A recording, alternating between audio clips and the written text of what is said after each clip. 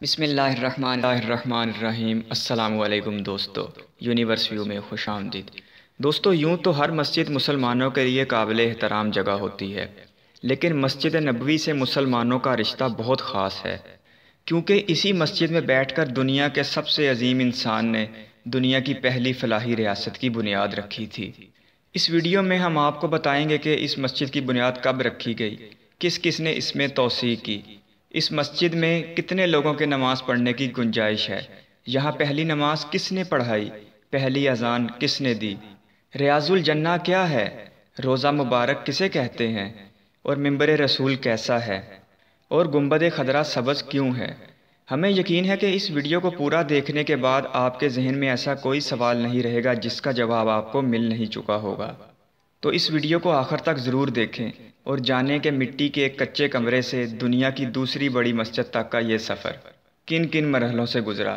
لیکن ویڈیو شروع کرنے سے پہلے گزارش ہے کہ اگر آپ نے ابھی تک دلچسپ معلومات سے بھرپور ہمارا یہ چینل یونیورس ویو سبسکرائب نہیں کیا تو ابھی اسے سبسکرائب کر لیں اور پاس بنے بیل آئیکن کو بھی دبا دیں تاکہ آئندہ بھی آپ کو دلچسپ معلومات سے بھرپور ایسی ویڈیوز ملتی رہیں۔ تو دوستو، جانیے مسجد نبوی کے بارے میں۔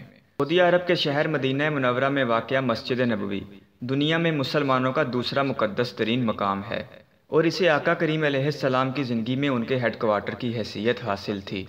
آقا کریم علیہ السلام نے یہ مسجد مکہ سے اس وقت یثرب کہلائے جانے والے شہر مدینہ منورہ میں ہجرت کرنے کے بعد تعمیر کروائی، اور مسجد قباء کے بعد مدینہ منورہ میں تعمیر کی جانے والی یہ دوسری مسجد تھی۔ صحیح بخاری میں حضرت ابو ہریرہ سے منسوب ایک حدیث کے مطابق آقا کریم علیہ السلام نے فرمایا تھا، میرے گھر اور مسجد نبوی کے منبر کے درمیان ایک جگہ جنت کے باغ کا ٹکڑا ہے۔ 1400 برس سے زیادہ قدیم یہ مسجد آج وسعت پاتے پاتے قدیم مدینہ شہر کی حدود سے باہر نکل گئی ہے، اور وہ سارا علاقہ جو اسلام کے ابتدائی دور کا شاہد تھا اب اس مسجد کا حصہ بن چکا ہے۔ اس علاقے میں اسلام کے ابتدائی دور کی ہزاروں نشانیاں موجود تھیں، جیسا کہ روضہ رسول، جہاں دو اصحاب حضرت ابوبکر اور حضرت عمر بھی دفن ہیں، آقا کریم علیہ السلام کی اہلیہ حضرت عائشہ کا حجرہ، آقا کریم علیہ السلام کی دیگر بیویوں کے مکانات۔ گزشتہ صدیوں میں مسجد نبوی کو دی جانے والی توسیع کے نتیجے میں اب اس کے اندر آ گئے ہیں۔ 1442 سال قبل یہ مسجد آقا کریم علیہ السلام کے گھر سے متصل جگہ پر 632 عیسوی میں تعمیر کی گئی تھی، اور آنے والی صدیوں میں کئی مرتبہ اس کو وسعت دی جاتی رہی۔ 1909 میں جزیرہ نما عرب میں مسجد نبوی وہ واحد عمارت تھی جہاں روشنی کے لیے بجلی کا استعمال کیا جاتا تھا۔ سعودی فرمانروا شاہ عبداللہ بن عبدالعزیز کے دور میں اس کو وسیع کرنے کا سب سے بڑا منصوبہ شروع کیا گیا، جو اب بھی تکمیل کے مراحل میں ہے۔ کہا جاتا ہے کہ اس منصوبے کی تکمیل کے بعد ہر برس کروڑوں عقیدت مندوں کی منزل بننے والی اس مسجد میں ایک وقت میں 18 لاکھ افراد نماز پڑھ سکیں گے۔ دوستو، ابتدا میں مسجد نبوی کا رقبہ صرف 98 ضرب 115 فٹ تھا۔ اپنے ابتدائی رقبے کے لحاظ سے یہ مسجد اب 100 گنا بڑی ہے اور تقریباً پورے قدیم شہر پر پھیلی ہوئی ہے۔ مسجد نبوی کی بیرونی دیوار اب جنت البقیع کے قبرستان سے مل گئی ہے، جو آقا کریم علیہ السلام کے زمانے میں شہر کا مضافات تھا۔ سعودی عرب کے وزیر خزانہ ابراہیم الاصحاف کا کہنا ہے کہ مسجد کے مرکزی حصے کی عمارت 6,14,800 مربع میٹر پر مشتمل ہوگی، جبکہ مسجد اور اس کے صحنوں کا مجموعی رقبہ 10,20,500 مربع میٹر پر محیط ہوگا، جس کے بعد 10 لاکھ افراد مسجد کی مرکزی عمارت اور 8 لاکھ اس کے بیرونی صحن میں بیک وقت نماز ادا کر سکیں گے۔ شاہ عبداللہ نے مسجد کے اندر خصوصی طور پر تیار کی گئی 250 چھتریاں لگانے کا حکم دیا تھا، جو 1,34,000 مربع میٹر علاقے کو سایہ فراہم کریں گی۔ یہ آٹومیٹک چھتریاں دوہری تہہ والی ہوں گی تاکہ نمازیوں کو بارش اور صحرائے عرب کی چلچلاتی دھوپ سے مکمل طور پر محفوظ رکھا جائے۔ جنت البقیع کا تاریخی قبرستان، جو اب مسجد کی مغربی دیوار کے باہر ہے، ان چند عمارتوں اور جگہوں میں شامل ہے جو مسجد کے چاروں اطراف موجود ہیں۔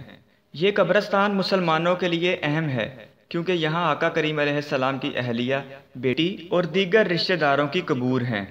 آقا کریم علیہ السلام وہ پہلی شخصیت تھے جنہوں نے اس مسجد میں نماز کی امامت فرمائی، اور ان کے پردہ فرمانے کے بعد ان کے ساتھی اصحابہ یہ عمل سر انجام دیتے رہے۔ شیخ علی بن عبد الرحمن الحذیفی اس وقت مسجد نبوی کے مرکزی امام ہیں۔ آقا کریم علیہ السلام نے اپنے صحابی حضرت بلال بن رباح کو اس مسجد کا پہلا مؤذن مقرر فرمایا۔ سعودی اخبار الریاض کے مطابق چیف مؤذن شیخ عبد الرحمن خشوگی کا کہنا ہے کہ آج کل مسجد نبوی میں مؤذنوں کی تعداد 17 ہے جو روزانہ 5 وقت اذان دیتے ہیں۔ ہر روز ان میں سے 3 مؤذن 5 وقت مکبریہ سے اذان دیتے ہیں اور نماز کے دوران امام کی آواز نمازیوں تک واضح طور پر پہنچانے کے لیے دہراتے ہیں۔ آقا کریم علیہ السلام نے مدینہ منورہ پہنچنے پر یہ زمین 10 دینار میں 2 یتیموں ساحل اور سہیل سے خریدی تھی۔ اس سے قبل یہ زمین کھجوروں کو سکھانے کے لیے استعمال کی جاتی تھی۔ آقا کریم علیہ السلام نے خود اس مسجد کی تعمیر میں شرکت فرمائی تھی۔ تعمیر کے لیے پتھر کی بنیادوں کا استعمال کیا گیا اور مٹی کی دیواریں بنائی گئیں۔ کھجور کے درختوں کے تنے اور شاخیں چھت کے لیے استعمال کی گئیں۔ اس وقت مسجد نبوی کے 3 دروازے تھے اور اس کا رخ مسجد اقصیٰ کی جانب تھا جو کہ اس وقت کا قبلہ تھا۔ مسجد میں غریبوں اور مسافروں کو پناہ دینے کے لیے ایک سایہ دار حصہ بھی بنایا گیا تھا۔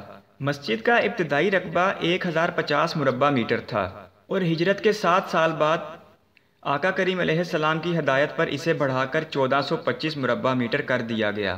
جب آقا کریم علیہ السلام نے وصال فرمایا تو صحابہ کرام ان کی تدفین کے لیے بہترین مقام کا انتخاب کر رہے تھے، تو حضرت ابو بکر صدیق نے بتایا کہ آقا کریم علیہ السلام فرما چکے تھے کہ نبیوں کو وہیں دفنایا جاتا ہے جہاں اللہ ان کی روح نکالتا ہے۔ جب خلیفہ اول بیمار ہوئے تو انہوں نے اپنی بیٹی سے اجازت مانگی کہ کیا وہ ان کے حجرے میں پیغمبر اسلام کے قریب دفن ہو سکتے ہیں، جس پر حضرت عائشہ نے رضامندی ظاہر کر دی۔ اپنے احاطوں سے اس کے صحن تک اور دیدہ زیب زر و جوہرات سے مزین چھتوں تک، اس کے حجم اور اس کی بلندی سے لے کر اس کے گنبدوں اور میناروں تک، اس کے صحنوں اور اس کی چھتریوں سے لے کر اس کی چھت تک، اس کی روشنیوں اور ساؤنڈ سسٹم سے لے کر اس کی ٹھنڈک اور اس کی راحت تک، اس کی دیواروں اور اس کے فرش سے لے کر اس کے دروازوں اور سیڑھیوں تک، یہاں تک کہ اس کے ستونوں کی آرائش کو بھی الفاظ میں بیان کرنا ناانصافی ہوگی۔ فی الحال مسجد کے آرکیٹیکچرل ڈیزائن کے مطابق 41 دروازے ہیں اور ہر دروازے کے اوپر ایک پتھر کا بنا کتبہ لگا ہے جن پر قرآن کی سورت الحجر کی 46ویں آیت لکھی ہے، امن اور سلامتی کے ساتھ داخل۔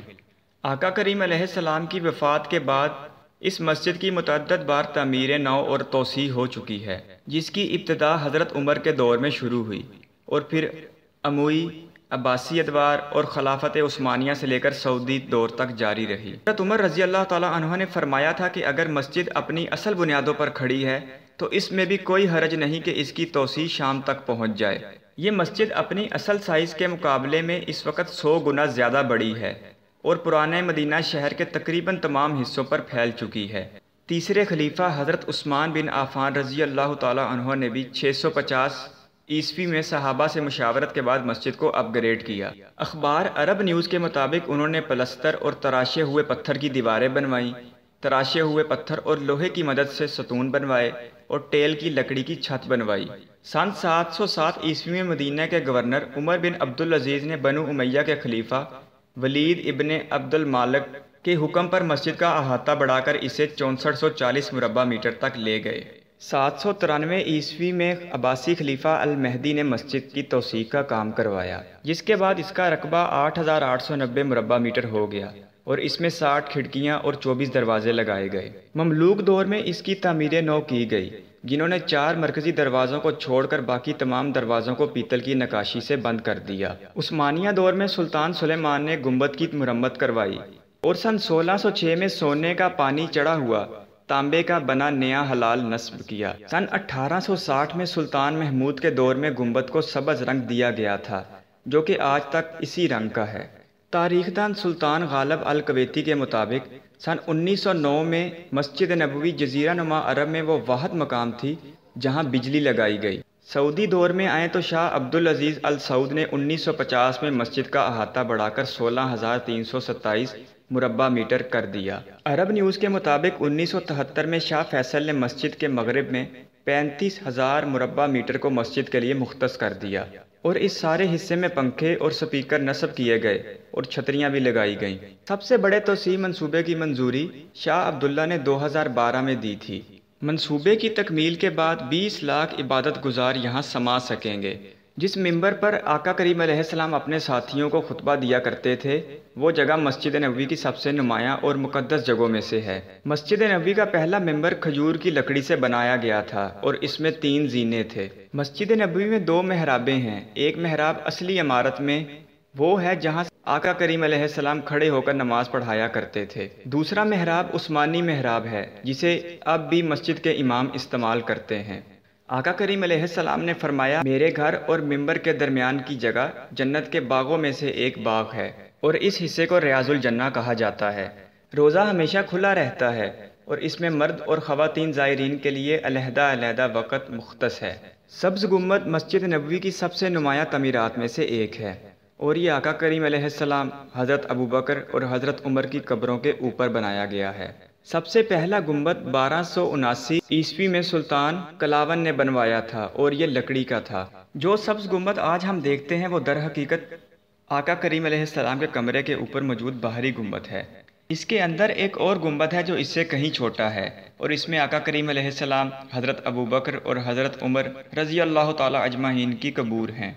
1837 में सब्ज़ रंग पेंट किए जाने से कबल इसे तवील अरसे तक सफ़ेद रंग से पेंट किया जाता था।